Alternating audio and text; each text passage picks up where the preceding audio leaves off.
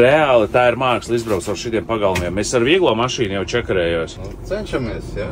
Ir grūti. Tā ir lieta, par ko vajadzētu padomāt, kad novieto automašīnas pagalmos. Cik ilgi šeit strādā? 8 gadus jau. Un kā šķirošana ir uzlabojusies? Jā, aizvien vairāk jau. Tad, kad es sākumā sāku strādāt, tad bija diezgan maz šķirotu atkritumu, bet nu jau šķiroti atkritumi sāk palikt vairāk nekā parasti, un tas ir pareizais ceļš. Tu pats šķiro?